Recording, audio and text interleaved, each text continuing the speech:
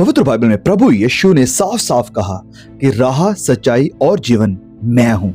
बिना मेरे द्वारा कोई पिता के पास नहीं आ सकता है। और मसीह होते हुए हमारा ये विश्वास है, हमारा ये सिद्धांत है बिब्लिकली कि पिता से मिलाप का रास्ता एक ही है और वो है मसीह यीशु। उद्धारकर्ता मसीह यीशु ही है, उसके सिवाय कोई नहीं। देखिए, अगर आपको लगता है कि ओ मैं प्रोटेस्टेंट हूं, तो मैं आपको बताना चाहता हूं प्रोटेस्टेंट चर्च आपको बचा नहीं सकता है। अगर आपको लगता है कि मैं तो पेंटिकॉस्टल हूं, पेंटिकॉस्टल चर्च आपको बचा नहीं सकता है। आपको लगता है मैं कैथोलिक हूं, कैथोलिक चर्च आपको बचा नहीं सकता है। आपको लगता है कि ओके मैं तो इस प्रीचर को फॉलो करता हूं, आपका फेवरेट प्रचारक, आपका फेवरेट पास्टर भी आपको बचा नहीं सकता है। हाँ, ब्रदर याकूब भी आपको बचा नहीं सकते हैं। आपको लगे कि ओ मैं अच्छे काम करूंगा, नहीं, अच्छे काम भी मुझे और आपको बचा नहीं सकते हैं, हमारे उद्धार का कारण नहीं बन सकते हैं। आपको लगता है आपकी सरकार, नहीं, सरकार भी हमें बचा नहीं सकती है। मेरे प्रिय भाई और बहनों, एक ही नाम है, एक ही नाम हमें दिया गया है। आसमान के नीचे, जमीन के ऊपर एक ही नाम दिया गया है जिसके द्वारा हम बचाए जाएंगे, जिसके द्वारा हमारा उद्धार होता है, और वो नाम मसीह यीशु है। मसीह यीशु। और यूहन्ना अध्याय 16 वचन 7 और 8 में प्रभु यीशु कहते हैं, फिर भी मैं तुमसे सच कहता हूं कि मेरा जाना तुम्हारे लिए अच्छा है, क्योंकि यदि मैं ना जाऊं तो वह सहायक तुम्हारे पास ना आएगा, परंतु यदि मैं जाऊंगा तो उसे तुम्हारे पास भेज दूंगा, और वह आकर संसार को पाप और धार्मिकता और न्याय के विषय में निरुत्तर करेगा।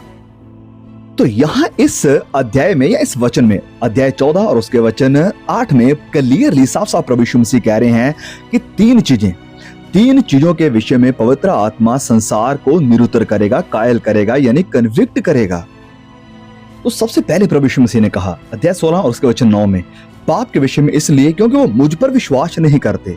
तो सबसे पहले क्या है? द सिन ऑफ अनबिलीफ, विश्वास ना करने का पाप, यानी अविश्वास का पाप। और दूसरी बात वचन 10 में कि धार्मिकता के विषय में इसलिए कि मैं पिता के पास जाता हूं और तुम मुझे फिर ना देखोगे। अब आप कहेंगे कि ब्रदर याकूब, अब इसका क्या मतलब है? तो इसका मतलब है कि प्रभु यीशु ने एक वो जिंदगी गुजारी है, एक ऐसी जिंदगी गुजारी है जो बिना पाप के थी। उसने कोई पाप नहीं किया। ही लिव्ड अ परफेक्ट लाइफ। और उसके बाद जब वो क्रूस के ऊपर गया और मुर्दों में से जिंदा हुआ, और मुर्दों में से जिंदा होकर वो पिता की दाहिनी ओर जा बैठा, और किसी दूसरे की धार्मिकता का सहारा लेकर नहीं, वरन अपनी खुद की धार्मिकता के साथ। और मनुष्य जाति के इतिहास में कभी किसी ने ऐसा नहीं किया, कोई भी ऐसा कर नहीं सका। एक ही ने किया और वो थे मसीह यीशु। और इस कारण एक धार्मिकता का ऐसा स्टैंडर्ड उन्होंने बना दिया है कि जिस तक कोई पहुंच नहीं सकता, जिसे कोई हासिल नहीं कर सकता। और ये सिर्फ उसी ने किया, सिर्फ वही इसे कर पाए। लेकिन नए नियम का एक सबसे महत्वपूर्ण, एक बहुत ही अद्भुत वायदा मेरे और आपके लिए ये है कि मैं और आप प्रभु यीशु की इस धार्मिकता को पहन सकते हैं। Yes, we can be clothed with the righteousness of our Lord and Savior. और संत पौलुस कुरिन्थियों की कलीसिया को लिखते हुए कहते हैं कि उसी की ओर से, यानी यीशु, उसी की ओर से तुम मसीह यीशु में जो परमेश्वर की ओर से हमारे लिए ज्ञान ठहरा, अर्थात धार्मिकता, पवित्रता और छुटकारा। और वचन 31, ताकि जैसा लिखा है वैसा ही हो कि जो घमंड करे वह प्रभु में घमंड करे। घमंड सिर्फ मसीह यीशु में करे, उसकी राइचियसनेस में करे, उसके सैंक्टिफिकेशन में, उसके छुटकारे, उसके रिडेम्पशन में ही करे। घमंड सिर्फ और सिर्फ प्रभु यीशु में। तो जो काम ऑलरेडी प्रभु यीशु ने मेरे और आपके आधार पर कर दिया है, हमें सिर्फ उसके ऊपर विश्वास करना है, उसे स्वीकार करना है। और ये अपने आप में एक बड़ी बेवकूफी है, या अपने आप में एक व्यर्थ का कार्य है कि हम कहें कि अपने बल पर, अपने जोर पर मैं परफेक्ट जिंदगी गुजारूंगा, मैं कभी कोई पाप नहीं करूंगा, मैं ऐसी जिंदगी गुजारूंगा जिसमें कभी कोई गलती नहीं होगी, संपूर्ण धार्मिकता होगी। नहीं, ऐसा सोचना भी हमारे लिए गुनाह से कम नहीं है, क्योंकि हम रिजेक्ट कर रहे हैं कि नहीं, मुझे यीशु की जरूरत नहीं है, अगर वो ऐसा गुजार सकता है तो मैं भी गुजार सकता हूं। नहीं, हम इस संसार में रहते हुए कोई भी ऐसा जीवन नहीं गुजार सकता है जिसकी जिंदगी संपूर्ण हो। बचपन से लेकर अब तक हमने अनगिनत गुनाह किए हैं, इतने गुनाह जो कि अब हमारी काउंटिंग से भी बाहर हो चुके हैं। हमें जरूरत है अपने आप को हम्बल करने की, हमें जरूरत है अपने आप को मसीह यीशु के कदमों में लाकर खड़ा करने की, कि नहीं, एक है जिसने मेरे लिए ये कार्य ऑलरेडी कंप्लीट कर दिया है, पूरा कर दिया है, और वो है हमारा धर्मी मसीह यीशु। और फिर यूहन्ना अध्याय 16 वचन 11 में तीसरी बात जो प्रभु यीशु कहते हैं वो ये है कि न्याय के विषय में इसलिए कि संसार का सरदार दोषी ठहराया गया है।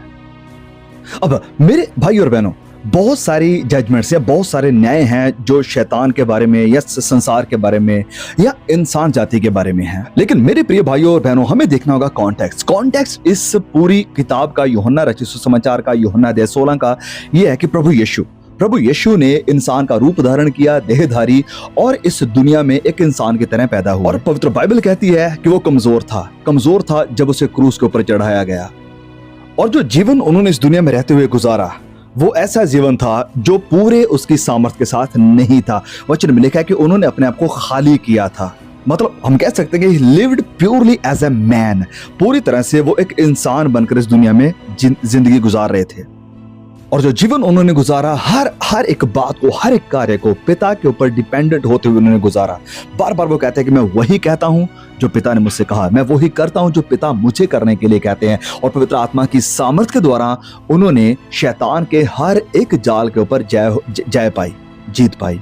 और जैसे लिखा है इब्रानियों अध्याय 2 और उसके वचन 14 में, मृत्यु के द्वारा उसे जिसे मृत्यु पर शक्ति मिली थी, अर्थात शैतान को निकम्मा कर दिया। किसने? मसीह यीशु ने। किसके द्वारा? मृत्यु के द्वारा उसे जिसे मृत्यु पर शक्ति मिली हुई थी, शैतान को निकम्मा कर दिया।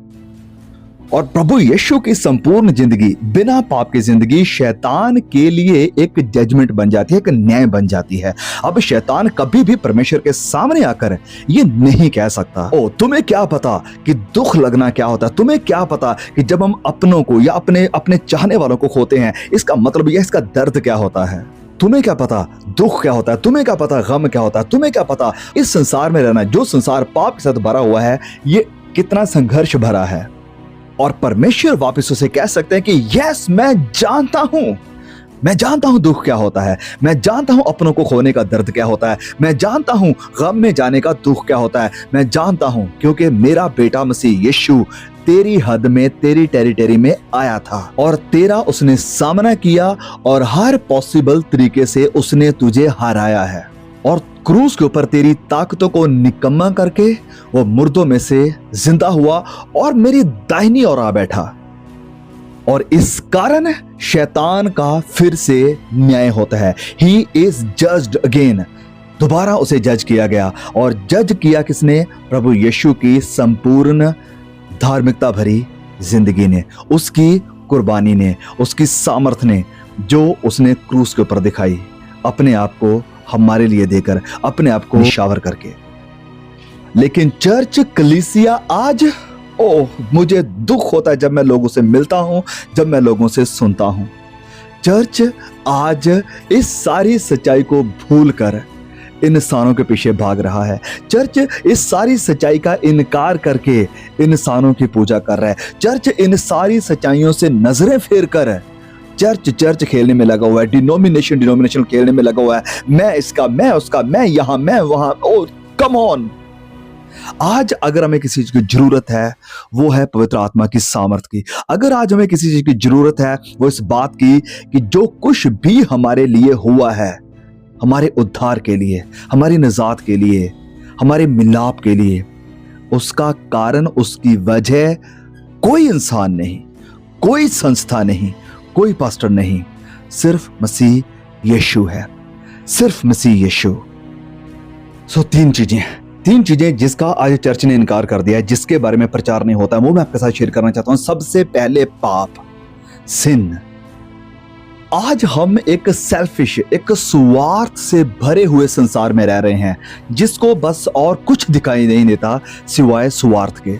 अगर किसी चीज को उन्हें फिक्र है, अगर किसी चीज को उन्हें परवाह है, तो वो है सिर्फ स्वार्थ, सिर्फ अपनी। क्योंकि इन्हीं चीजों के साथ आज लोगों को खिलाया जा रहा है, लोगों को परोसा जा रहा है, सोशल मीडिया के थ्रू, मूवीज के थ्रू। बड़े बड़े स्टार्स अपनी मोटिवेशनल स्पीच में भी यही चीजों का प्रचार कर रहे हैं, स्वार्थ का। खुद की फिक्र करो, जो आपको अच्छा लगता है उसकी परवाह करो, जो आपको सही लगता है बस उसी को, वही चीज आपके लिए मायने रखनी चाहिए, कोई दूसरा नहीं, कोई तीसरा नहीं। यहां तक कि अपने और घर के रिश्तेदार भी नहीं, सिर्फ अपनी परवाह करो। और आप जानते हैं आप जानते हैं जो गंदगी आज हमारे इंडिया में फैल रही है, और मैं दूसरी देशों की बाकी जगहों की, सारे संसार की बात ही नहीं करूंगा, मैं अगर इंडिया की बात करूं, आप देख रहे हैं स्वार्थ किस नतीजे पर आज घरों को लेकर आया है। रिसेंटली जो केस हमारे सामने आए, कोई कहीं औरत अपने हस्बैंड को मार रही है, कहीं हस्बैंड अपनी बीवी को मार रहे हैं। सब चीजों की जड़ क्या है? जड़ है पाप, जड़ है स्वार्थ। अभी रिसेंटली जो मेरठ का केस सामने है, ब्लू ड्रम, काफी चर्चा में रहा ये केस, अभी भी है। इस सब चीजों की जड़ क्या थी? स्वार्थ। मुझे बड़ा बनना है, मुझे अपनी शरीर का अभिलाषाओं को खुश करना है, और इन सब चीजों को खुश करने के लिए, अपने आप को पूरा करने के लिए या अपने आप को संपूर्ण करने के लिए मुझे परवाह नहीं है मेरी छोटी बच्ची के साथ क्या होगा, मेरी बच्ची का भविष्य क्या होगा, मेरी बच्ची को कौन देखेगा, ओ मेरे हस्बैंड का क्या होगा। सब चीजों को कुर्बान कर दिया, कारण स्वार्थ। ये तो एक स्टोरी है, हर दिन नए दिन ऐसी कितनी स्टोरियां, ऐसे कितने केस आज सामने आ रहे हैं, और एक चीज कॉमन इन सब में दिखाई दे रही है, वह है स्वार्थ। वह स्वार्थ। इतना समय नहीं कि मैं हर केस को आपके सामने डिटेल में रखूं, लेकिन आप जानते हैं आपसे कुछ भी छिपा नहीं है। आप न्यूज को पढ़ने वाले, देखने वाले लोग हैं, आपको पता है क्या हो रहा है। जड़ पाप है, जड़ स्वार्थ है। और दुख की बात पता क्या है कि यही एटीट्यूड जो हमें बाहर सेकुलर दुनिया में खिलाया जा रहा है, या जिसे लोग फॉलो कर रहे हैं पूरी दुनिया के, वो सेम एटीट्यूड चर्च में भी हम लेकर आते हैं। चर्चेस में भी आज लोग इसी एटीट्यूड के साथ आ रहे हैं, स्वार्थ के साथ। और दुख की बात यह है कि प्रचारक उन्हें यही दे भी रहे हैं, स्वार्थ ही दे रहे हैं। और तुम अपनी घोषणाएं करो, तुम अपने लिए बोलो, तुम ये करो, तुम ये करो, तुम्हारे लिए ये होगा, तुम्हारे लिए वो होगा। कहां है परमेश्वर की महिमा कि प्रभु अगर तू मुझे दुख दे तो भी तेरी महिमा, गम दे तो भी तेरी महिमा, परीक्षा दे तो भी तेरी महिमा, शेरों की माद में डाला जाऊं तो भी तेरी महिमा, आग में डाला जाऊं तो भी तेरी महिमा, जेल में चला जाऊं तो भी तेरी महिमा करूंगा। हर हालात में, हर बात में, चाहे ज्यादा मिले चाहे थोड़ा मिले, चाहे गरीब रहूं चाहे अमीर रहूं, तेरी महिमा रहेगी पिता, मेरी नहीं, तेरी महिमा, तेरी महिमा। लेकिन दुख की बात मैं कह रहा हूं कि वही एटीट्यूड जो स्वार्थ का है, उसने चर्च में भी अपनी जगह ले ली है। आज के मॉडर्न चर्च को जब मैं देखता हूं, ये सच्चा मसीह जो भी बाइबल के ऊपर विश्वास करने वाला, बाइबल को पढ़ने वाला, मसीह इतिहास को देखने वाला है, जब वो चर्च के आज के चर्च को देखता है तो एक चीज उसे दिखाई देती है, और वो है फ्लैश। हर चीज शरीरक है, हर चीज में शरीर को खुश करने की कोशिश, चाहे वो एंटरटेनमेंट हो, चाहे म्यूजिक के थ्रू हो, चाहे वो प्रचार के थ्रू हो, चाहे वो किसी भी चीज के थ्रू हो, एक ही मकसद, एक ही पर्पस, एक ही मोटिव, और वो है स्वार्थ, वो है सेल्फ, वो है फ्लैश। शरीर को खुश करना है, इंसानों को खुश करना है, कानों की खुजली मिटानी है। और यही कारण है क्योंकि जो गॉस्पेल है वो सेल्फ सेंटर्ड बन चुका है, जैसे पास्टर पॉल वॉशर कहते हैं, ह्यूमनिस्टिक यानी मनुष्यवादी बन चुका है। पाप के खिलाफ प्रचार नहीं है, पाप के खिलाफ प्रचार नहीं है। रोमियो अध्याय 5 और उसके वचन 12 में यूं लिखा है, इसलिए जैसे एक मनुष्य के द्वारा पाप जगत में आया और पाप के द्वारा मृत्यु आई, और इस रीति से मृत्यु सब मनुष्यों में फैल गई क्योंकि सबने पाप किया, सबने पाप किया। ये जो वर्ड है सिन, SIN या पाप, वर्ड तो बड़ा छोटा है, लेकिन इसने बहुत बहुत बड़े मुद्दे खड़े कर दिए हैं। इसने घरों को तोड़ दिया है, इसने परिवारों को तोड़ दिया है, इसने बच्चों के फ्यूचर का विनाश किया है। इस छोटे से वर्ड पाप ने शरीरों का नाश किया है, इसने समाज का नाश किया है, ये सोसाइटीज को तबाह कर रहा है, ये आपके पैसों का विनाश कर रहा है, ये आपकी हेल्थ का विनाश कर रहा है। पाप, यस, ये पाप आपके अंदर से आनंद को छीन रहा है, आपके अंदर जो शांति, जो सुकून होना चाहिए था, उसे उजाड़ दे रहा है। ये सिन, ये पाप आपके और परमेश्वर के बीच में एक दीवार को पैदा कर रहा है। पाप घातक है, और जब पाप खत्म हो जाता है, अपना कार्य कर चुका होता है, तो ये अपने साथ मृत्यु को, विनाश को, बर्बादी को लेकर आता है। आप इसको अच्छा नहीं दिखा सकते, आप इसके लिए बहाने नहीं बना सकते, आप इसे शुगर कोट नहीं कर सकते कि हाँ कोई बात नहीं, ये सही हो जाएगा। आप कहेंगे कि तो फिर हम इसका करें क्या? तो जवाब है प्रभु यीशु के लहू में आ जाएं, प्रभु यीशु के लहू की छाया में आ जाएं, उसके लहू से अपने आप को कवर कर लें। आज ही एक ही काम आप कर सकते हैं, एक ही काम इस पाप से बचने के लिए, इस पाप के विनाश से बचने के लिए। पश्चाताप करें और प्रभु यीशु के लहू को पुकारें, और वो लहू आपको शुद्ध करेगा, आपको साफ करेगा। ओके, तो ये थी पहली बात जो चर्चेस में आज गायब हो चुकी है। दूसरा है नया जन्म। नए जन्म की या नए सिरे से पैदा होने की आज कोई बात नहीं करता है। आज बस बात होती है कि ओ मुझे कैसा महसूस हो रहा है या मुझे कैसा महसूस हुआ यहां पर आकर, और मेरा लेटेस्ट एक्सपीरियंस कैसा रहा, अनुभव कैसा रहा आपकी सर्विस में। बस यही है। वचन हमें कहता है कि हर कोई जो मसीह में है वह नई सृष्टि है। पुरानी बातें जाती रही और देखो सब नई हो गई हैं। लेकिन दुख की बात यह है कि लोग आज चर्च में आते हैं अपनी पुरानी बातों को लेकर, अपनी पुरानी ख्वाहिशों को लेकर, और चाहते हैं कि वो पूरी हो जाएं। मेरे मकसद, मेरे प्लान, मेरी योजनाएं ऐसी ही होनी चाहिए और परमेश्वर को उसे पूरा करना होगा। अगर वो नहीं करता है तो मैं चर्च छोड़कर जा रहा हूं या मैं चर्च बदल रहा हूं। वचन में लिखा है कि सब कुछ नया, पुरानी बातें जाती रही, लेकिन पुराने पाप को लेकर, पुरानी इच्छाओं को लेकर, शरीर की अभिलाषाओं को लेकर लोग चर्च में बैठे हैं और चाहते हैं कि प्रचारक उनके लिए भविष्यवाणी कर दे, उनके लिए घोषणाएं कर दे, एंड इट्स ऑल गुड। वचन लिखा है कि पुरानी बातें जाती रही, हम नए सिरे से पैदा हुए हैं। हम पुरानी इंसानियत को उतार कर मसीह यीशु की धार्मिकता में हैं। हमने यीशु को पहन लिया है। यीशु को पहन लिया, उसके स्वभाव को पहन लिया, उसकी इच्छाओं को पहन लिया, उसके इरादों को पहन लिया, उसके अनंत काल का जो विजन है हमारे लिए उसको पहन लिया, और जो प्रभु यीशु ने कहा उसको स्वीकार कर लिया। उसको स्वीकार कर लिया कि इस संसार में तो तुम्हें क्लेश है, लेकिन धीरज धरो, मैंने संसार को जीत लिया है। तुम्हें डरना नहीं है। मुश्किल है, परेशानी है, घबराओ नहीं, डरो नहीं, मैंने इन सब के ऊपर जीत पाई है। मुश्किलें आएंगी, कठिनाइयां आएंगी, लेकिन तुम्हारा घर चट्टान पर, मसीह यीशु पर होना चाहिए तुम्हारा विश्वास। ओके, यह है दूसरी बात है कि नए सिरे से पैदा होना है, नई ख्वाहिशों में आना है, नए इरादों में आना है, नई योजनाओं में आना है, नए प्लान्स में आना है, प्रभु यीशु की इच्छा में आना है, अपनी इच्छाओं को छोड़कर। संसार और उसकी अभिलाषाएं तो वचन कहता है जाती रही, लेकिन जो मसीह में है वो सर्वदा बना रहेगा, जो विश्वास में है वो हमेशा के लिए बना रहेगा। सो अनंत की जिंदगी, हमेशा की जिंदगी, इस संसार के उस पार की जिंदगी, अब वो हमारा फोकस है। ये संसार, इस संसार की अभिलाषाएं नहीं, ये शरीर और इस शरीर की अभिलाषाएं नहीं। ओके, ये थी दूसरी बात। तीसरी बात या तीसरी चीज जो आज चर्च में प्रचार नहीं होती है वो है द फियर ऑफ गॉड, परमेश्वर का भय। यस, परमेश्वर का भय। आज कोई परमेश्वर का डर नहीं। पूरी दुनिया को देखो आप, दुनिया में, संसार में परमेश्वर का डर नहीं लग रहा लोगों के अंदर। इंसान जाति को मारना, इंसान की जान लेना आज कीड़े मकोड़ों को मारने के बराबर हो चुका है। इंसान जाति की जान की या उसकी जिंदगी की कोई रिस्पेक्ट नहीं रही, कोई रिस्पेक्ट नहीं है, कारण परमेश्वर का डर नहीं है। और बड़ों को तो छोड़ो कि हाँ बड़ों के कारण या बड़े लोग हैं या इनके साथ लड़ाई हो गया होगा, झगड़ा हो गया, बात नहीं बन रही, ये नहीं, छोटे बच्चों तक को भी लोग नहीं छोड़ रहे हैं, जिनका कोई कसूर नहीं, कोई दोष नहीं है, उनके साथ गलत हो रहा है, रेप होते हैं, मार दिया जाता है, खत्म कर दिया जाता है, कोई परवाह नहीं, उनकी जान की कोई परवाह नहीं, उनके माँ बाप की कोई परवाह नहीं कि उनके ऊपर क्या बीत रही होगी जब हम उनके साथ ऐसा करते हैं। परमेश्वर का भय नहीं है, परमेश्वर का डर नहीं है जिंदगियों में। मूवीज आती हैं एनिमल, मूवीज का नाम है एनिमल, और लोग भी आज बिहेव कर रहे हैं बिल्कुल एनिमल्स की तरह ही। जो कार्य होते हैं, जिस तरीके से उन्हें किया जाता है, सोचकर भी दिमाग खराब हो जाता है कि ऐसा लोग कैसे कर सकते हैं, इंसान दूसरे इंसान के साथ ऐसा कैसे कर सकता है, ये तो इंसान का काम नहीं है, ये तो जानवरों का काम है। तो कारण क्या? लोग जानवर बन चुके हैं, एनिमल बन चुके हैं। और इस सब की वजह क्या है? क्योंकि वो नहीं जानते कि ये सब करने के बाद वो नरक में जाएंगे। दैट्स व्हाई, इसी कारण लोगों के अंदर परमेश्वर का डर नहीं है, क्योंकि लोगों को नरक के बारे में प्रचार नहीं किया जा रहा है। ओ, हम नरक के बारे में प्रचार नहीं करते, और ये तो नेगेटिव पॉइंट है, ये तो नेगेटिव बातें हैं, हमें इसके बारे में इतना बोलना नहीं चाहिए। नहीं नहीं नहीं नहीं नहीं, हमें पॉजिटिव बातों का प्रचार करना है, हमें नरक के बारे में बताकर लोगों को डराना नहीं है। नहीं, आप यीशु से बेहतर नहीं है। यीशु ने सबसे ज्यादा, अगर नए नियम को उठाकर देखें तो नरक के बारे में अगर किसी ने सबसे ज्यादा प्रचार किया तो वो मसीह यीशु ही थे।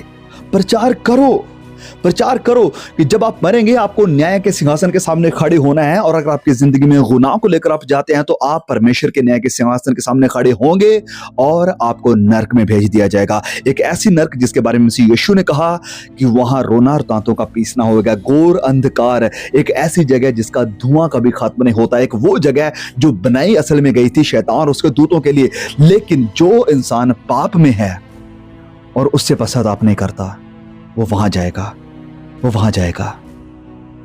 कल्पना करके देखें, सोच कर देखें, कितना बड़ा शौक लगेगा उन लोगों को जो एक बार मरने के बाद अपनी आंखें उस पार खोलेंगे और दिखेगा कि नर्क उनका इंतजार कर रही है। और वो कहेंगे कि ओ, मैं तो रिलीजियस था, मैं तो चर्च में जाया करता था, मैं तो हाथ उठाकर वर्शिप भी किया करता था, मैं तो सारी चर्च एक्टिविटी में शामिल होता था और सारी कम्युनिटी के लोग मेरी तारीफें करते थे, सारे चर्च के लोग जानते थे कि मैं कितना अच्छा इंसान हूं, सारे चर्च के लोग जानते थे कि मैं कितना आत्मिक हूं। लेकिन आपने कभी भी अपने गुनाहों से मुंह नहीं फेरा। आपने कभी भी मसीह यीशु को और उसके हृदय को नहीं जाना। आपने कभी भी अपनी जिंदगी से गुनाह को नहीं निकाला। पर्सनल लाइफ में, सीक्रेट में आप हर वो काम करते रहे जो परमेश्वर के खिलाफ था, जो वचनों के खिलाफ था। ना जाए वहां ना जाए मेरे प्रियो। प्रभु यीशु भी नहीं चाहते कि आप वहां जाए। इसी कारण आपको उस जगह से बचाने के लिए, वो जो अनंत काल तक जलती रहेगी, आपको उससे बचाने के लिए प्रभु यीशु ने अपना लहू बहाया है। आपको उस जगह से बचाने के लिए अपनी कुर्बानी दी है, पिता के क्रोध को सहा है। और एक ही रास्ता जिसके द्वारा आप बच सकते हैं कि आप उस नरक की आग में ना जाएं, वो रास्ता मसीह यीशु है। मसीह यीशु को अपना उद्धारकर्ता मानकर उसके ऊपर विश्वास करना। क्या आपने ऐसा किया है? क्या आपने पापों से पश्चाताप किया है? क्या आप नए सिरे से पैदा हुए हैं? क्या आपकी जिंदगी में परमेश्वर का डर है? मेरे प्रिय भाई और बहनों, प्लीज इस वीडियो को जरूर शेयर करें। God bless you all. I will see you again.